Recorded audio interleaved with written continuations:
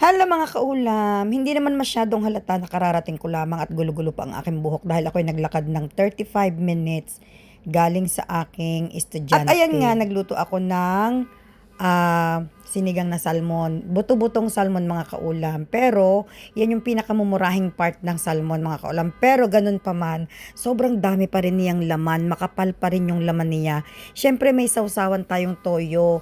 Oo mga kaulam, alam kong bawal sa akin ang sausawan. Kaso, boring naman kumain ng sinigang kapag walang sausawan, lalo na kung ikaw ay may gulay na kailangan ng kaunting pampaalat.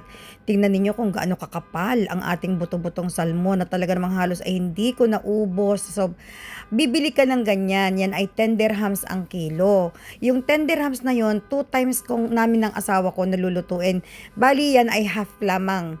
5 dirhams enough sa aming mag-asawa. Tapos yung kalahati, i-aadobo ko sa isang araw or bahala na kung anong luto para sa aming mag-asawa, enough pa rin sa amin. So, 10 dirhams enough sa amin sa 2 meal namin ng asawa ko. Tapos, ikumpara mo kung bibili ka ng filet o yung pinakalaman na 55 dirhams ang kilo. Samantalang iyan 10 dirhams. Diga mga kaulam, ay parehas din lang naman ang lasa. Saan ka pa?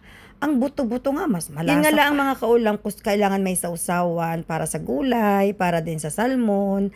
At talaga naman hindi naman ako halatang gutom na gutom mga kaulam.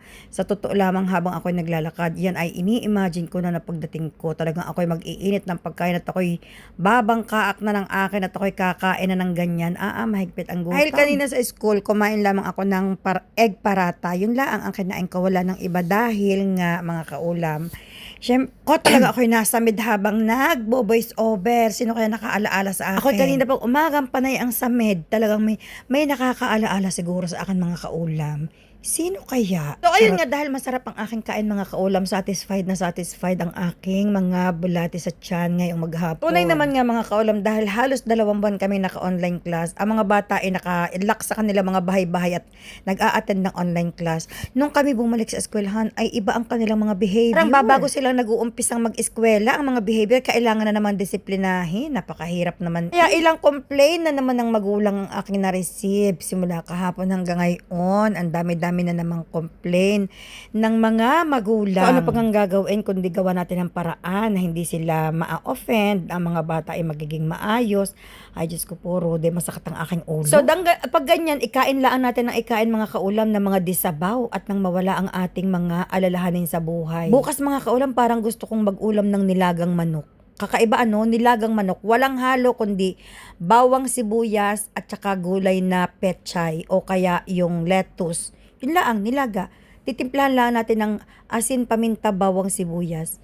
Tapos, lagyan lang natin ng yung beans na pangpansit na hindi natin gagayatin, na hindi natin puputulin. Tapos, lettuce lang siguro. Tingnan natin kung saan makakaabot bukas. Talagang nami-miss kong kumain ng manok na disabaw. Ako lamang ang may talent na ganyan mga kaulam na habang nakain pa ay iniisip na ulit kung ano ang kakainin sa susunod. Ninyo, napakakapal ng laman ng salmon natin. Talagang hindi ko nga mga kaulam na ubos. Ang iba niyan ay yung natira ay ipinakain namin sa pusa sa baba ng building. Hinimay-himay ko. Sabi ng asawa ko, nakakaawa naman kung kakaunti ang ating dadalhin. Sabi ko, hayaan mo, at least ibigay mo lamang sa pinaka-baby na pusa para sila naman ay nakasalmon at makakain ng masustansyang kagaya natin. Alangan naman parating ang ibinibigay natin ay yung galunggong, yung mackerel, pakainin naman natin ng salmon. Biko nga sa susunod na weekend, bibilan ko sila yung pinaka talagang buto-butong tinatabas talaga yung pinagtabasan talaga sa palengke.